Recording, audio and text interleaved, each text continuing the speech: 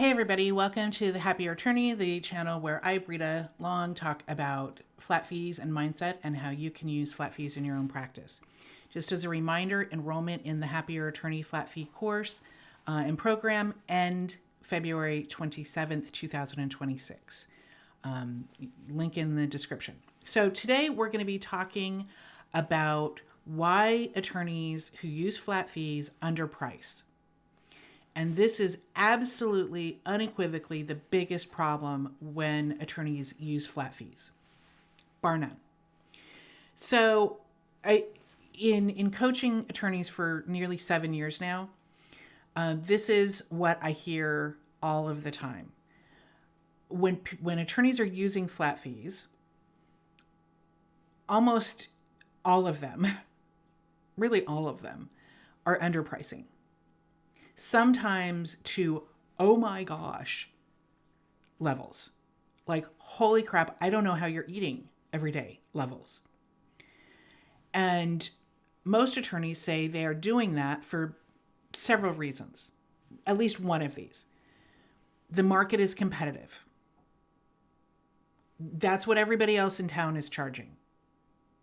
Or I want to be a little less than everybody else in town. My clients won't pay anymore.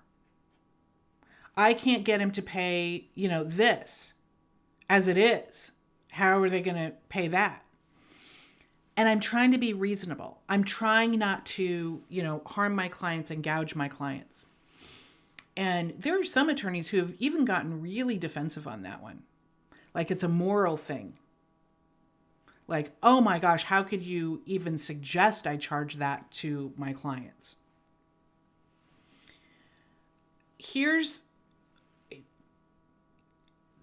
There might be some truth in all of those answers.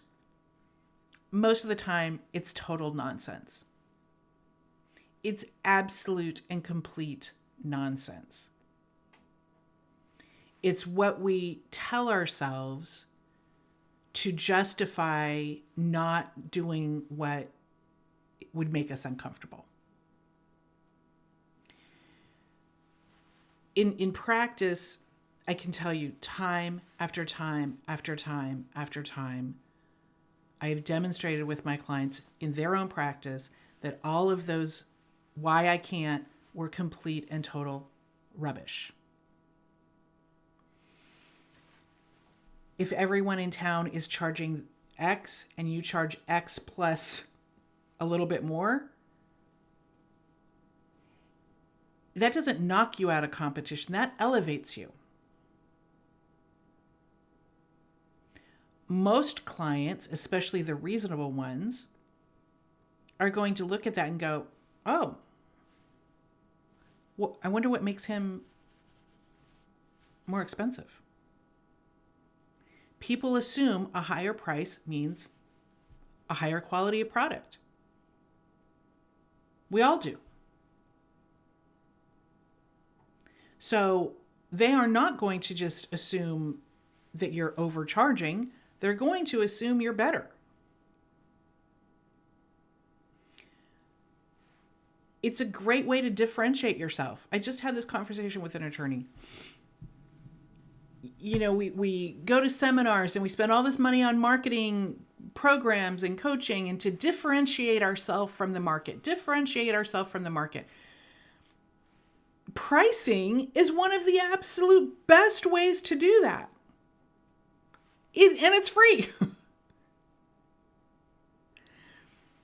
The second that we hear all the time, that I hear all the time is, my clients won't pay that. Have you tried? No. Every time someone new has come into the program and they're scared, everybody's scared. My clients aren't going to pay it. Just try. Just try with this next one. And we come up with a number that scares the bejeebus out of them, that they're like, ain't no way anybody's going to do that. And they shoot their shot and the client pays. Happens all the time. A lot more. I mean, it's rare. It's rare that the client doesn't.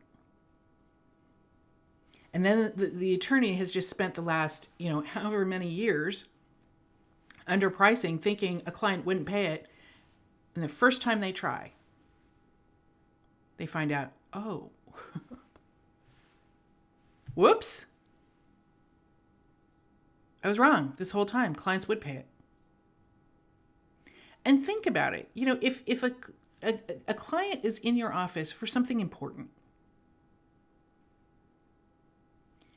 and do you really think that client, if they were willing to pay $3,000, is going to walk at $5,000 for something important, especially if you've learned how to communicate and show what they're getting out of that? They're not. I had a gal in our office for a family law matter, and I had her financials. She made very little money. Very little money. In fact, I was like, I don't even know how she came up with the money to pay for our initial consultation. And it was a very simple matter. I mean, truly, we hear that from potential clients all the time. This was actually a really simple matter that actually she was a pretty smart gal. She could have done herself. And I don't say that lightly. I think I've maybe, in 28 years of practice, I've maybe said that 3 times. She could actually do it herself. And I gave her the option. We can help you with this where we're not representing you. We'll tell you what to do. We'll look over your pleadings for $2,000. Or we can do it all for you. And it really was simple. It was going to be really easy. We can do it all for you for $6,000. What do you think she chose? She chose a $6,000. We make assumptions about what people will pay, and it was worth it to her to have us handle it. That's her choice, and it's her business. It's not my business. She's a grown adult. She gets to make that choice. But we make these assumptions about what people will pay all of the time, and we're wrong. And in the meantime, it's hurting us. The next is, we're trying to be reasonable. Well, a flat fee is inherently reasonable. A flat fee, known up front, cannot not be reasonable. Because if the client, who is the decider, does not believe that they are going to get more value out of what they pay, then they're not going to move forward. They're not going to hire you. It's inherently reasonable. So my client, she believed that she was going to get more out of hiring us and us doing it than the $6,000. She was getting the better end of the bargain, or she would not have moved forward. She would have chosen the 2. Or not at all. It's a flat fee where the person knows the price up front is inherently reasonable.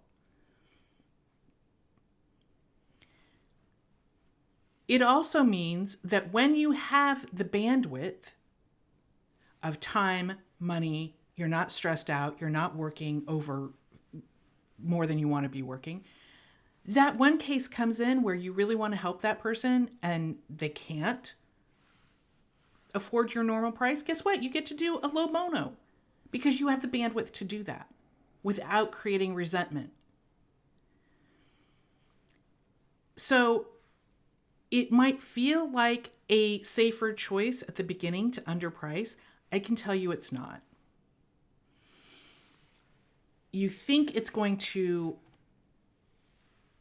make the initial consultation easier, less discomfort, less pushback, less sticker shock, and more yeses. You might get more yeses, but those aren't the yeses you want. Here's how underpricing harms your client. Something you haven't even thought about, right? When you are underpricing, it harms your client in a number of ways. Number one, people are people, and price indicates value. People assume that the higher price equals quality, higher quality, period. They show up differently. Their perception of your work is different. They perceive your work to be of higher quality. And remember, our clients really can't judge the quality of our work. I mean, sometimes like if we're in court and we do a really horrible job, yeah, they can pick that up. But overall, they can't judge the quality of our work. The higher the price, the more skin they have in the game. And I don't care what your practice area is, we need our clients to do what we tell them to do when we tell them to do it, and not do what they're not supposed to do. Now, people are just people. They're not trying to misbehave. But if I've just paid somebody $1,000 to do something, okay, I'm really not going to pay attention to what I'm supposed to do and not supposed to do. If I've just paid that person $10,000 or $20,000, I am going to be far more inclined to do what I'm supposed to do or not do what I'm not supposed to do.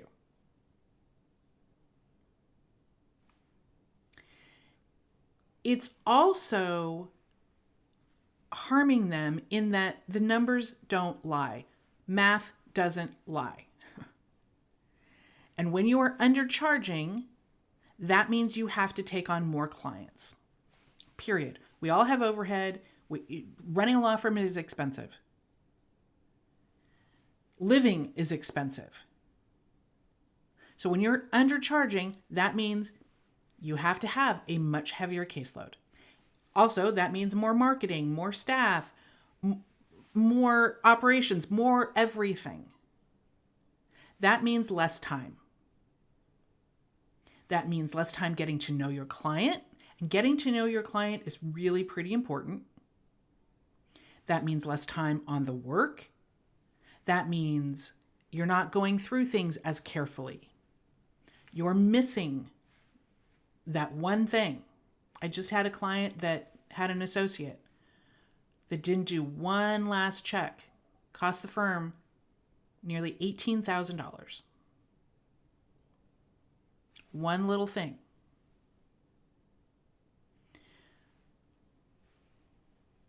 You're not doing the job that you could be doing. I don't care what kind of attorney you are, how brilliant you are.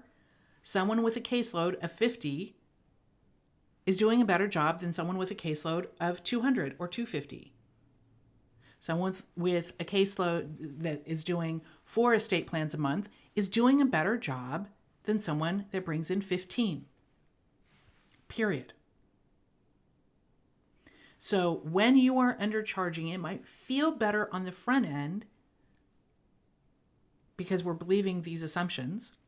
We're lying to ourselves. We haven't even tested these assumptions. But it's really harming us immediately and throughout. And it's harming our clients. It's harming you. It's harming staff in that you're not making the money that you should be making. You're having to overwork. You're having to work more and more. Even when you're home, you're not focusing on and connecting with your family. You're still, your brain's still at work, or you're actually working. And, when we are overworking, when we know that we're just, checking the boxes of what needs to be done.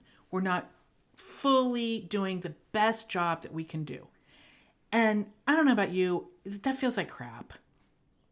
It feels like crap. So then we're like, oh, well, I'm doing it. People don't understand. I have to have this many cases. But you don't. You really honestly don't. And when we have all of this heavy caseload, that's also when the resentment starts building up. When we get that message from the client and you're like, oh my gosh, I don't want to talk to that person. When we're sitting there just always feeling behind, we think we're not taking risk at the beginning, but we actually are.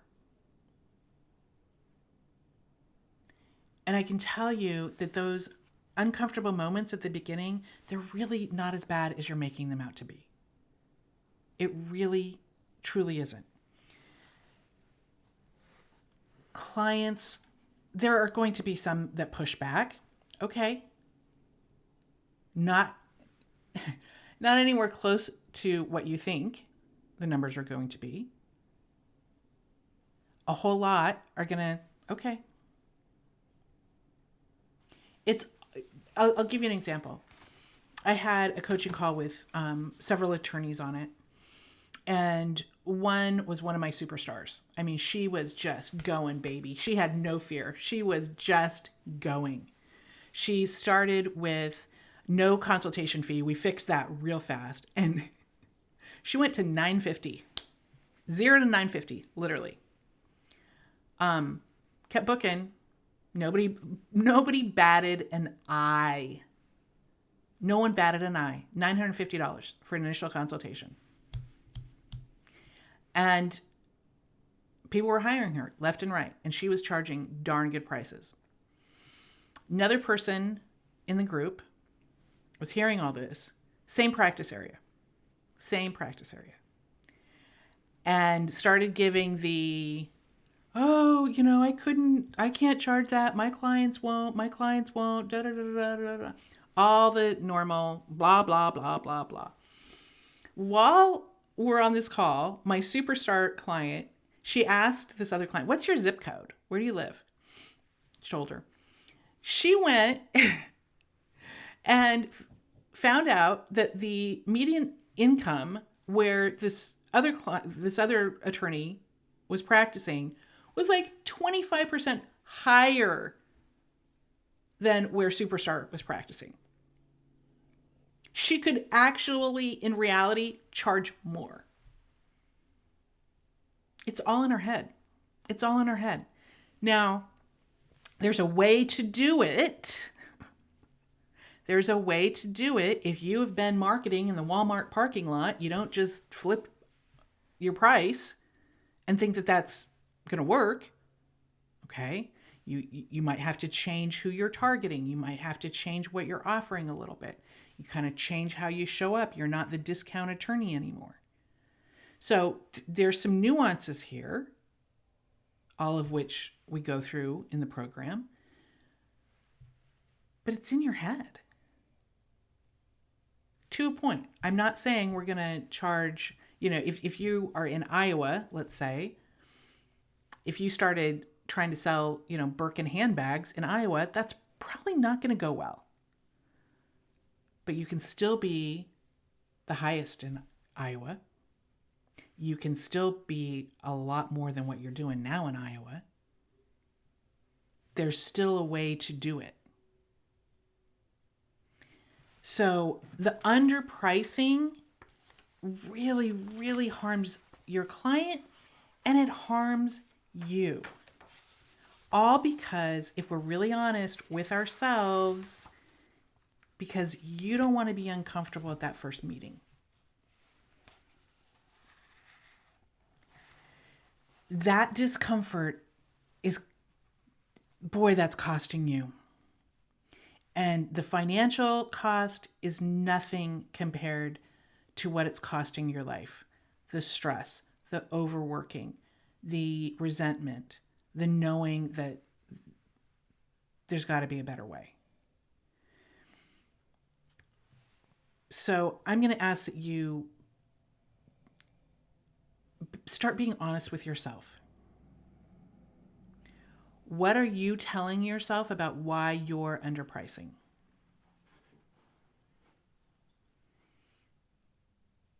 Would that stand up in a court of law? Do you have any evidence to support that? No, you don't. You have anecdotal, but you haven't even tried it.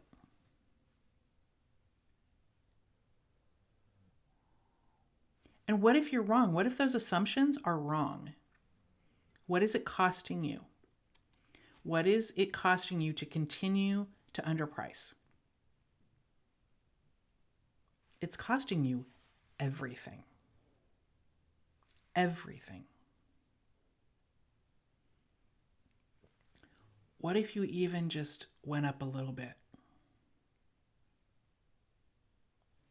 $1,000 on each new person that comes in, depending on your practice area. You know, if it's family law, it's going to be more than that. If it's criminal law, it's going to be more than that. What could that do for you? What is this actually costing you? What could you get your practice area or your clients down to? Oh, if I increased my fees, I wouldn't have to take on this many clients. What then could I do for my clients? What better service could I give them? Holy cow. What is this truly costing you to continue to underprice? Okay? Not being drained by the work. Imagine that. Not continually being irritated by clients. Imagine that. Not being tired all the time. Imagine that. Getting paid. Imagine that. Something to consider. But really, do this exercise. What's it costing you? And if you want to learn how to do this, because there's more to it than just, oh, Brita said increase price, so I'm A-okay with increasing my price. There's more to it. If you want to learn how to do that, how to increase your price, how to price matters, where you feel comfortable, click below. Get into the program. You can even make monthly payments, but all enrollment ends February 27th, 2026. Forever. Okay? Take care, y'all.